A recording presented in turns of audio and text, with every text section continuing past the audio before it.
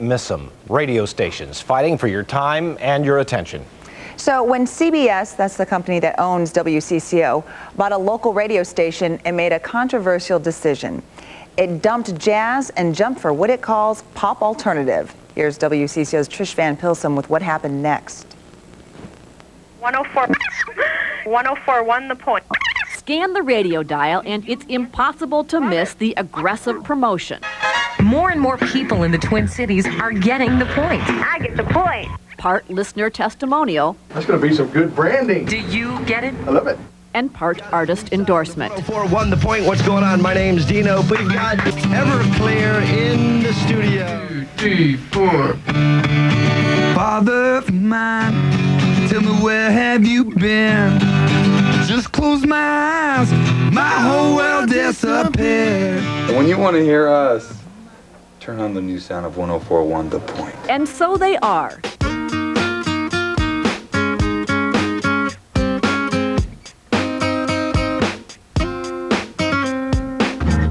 Every morning there's a halo hanging from the corner. Coming up, Point artist Alanis Morissette, also Dave Matthews Band and their latest Crush. It's crazy, I'm thinking. The Point's choice of music is based on research. Kiss me. This is going to be tough. And the instincts of this man, program director Dusty Hayes, who claims to have a reputation for spotting hits.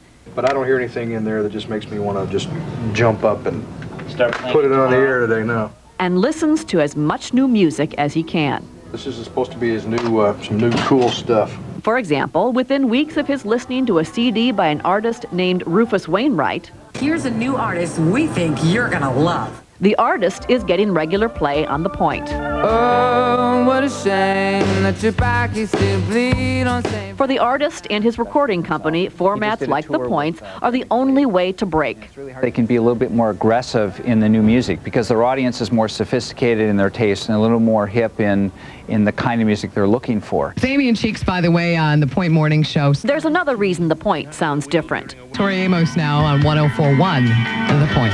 She's Amy Daniels, and she leads The Point's morning show. It's kind of a role reversal thing where she's the lead and now I'm the one coming in with the little tidbits. He does have a meteorology degree, if you don't know that yet. He wants me, for some reason, to continue to say that. Oh, it makes me sound smart, and the rest of the show I don't. Dusty said, we're looking for a local woman to lead the morning show, and I was like, right, yeah. So what do you really want? I mean, I just never thought I'd hear those words.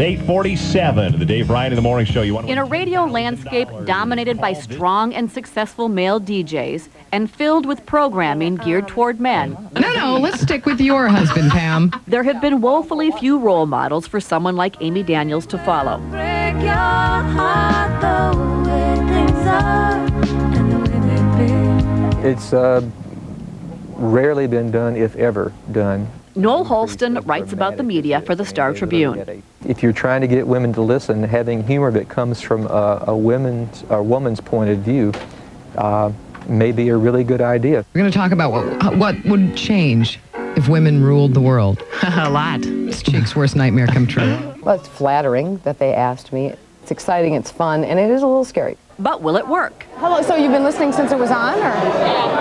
There has been anecdotal reason for optimism. Public appearances draw hundreds of flattering fans. This crowd at a recent Point-sponsored concert, a demographic dream come true. Young women, teenaged girls, and their mothers. When I don't get what I want. But anecdotes don't sell ads. Ratings do. Amy and Cheeks and Pam, for their first ratings period, went from 14th place to 6th place. Outstanding. The results of The Point's first rating period come in January. The news on many fronts is good. The station claims third place in audience share among women from ages 18 to 34, its target audience, overtaking KS95. Fewer than 2 share points behind KQRS, but still 6 points behind KDWB. Crush me with the things you do. The The competition is taking notice, re-examining their own images, refocusing their own promotional campaigns, and rushing to point out that it's way too soon to call the race based on a single so-called ratings book. KDWB plays all of today's best music, not just some of it, and whereas they just play one slice of the musical genre out there, which is alternative. Rob Morris is program director at KDWB, which still dominates among several key groups of young listeners.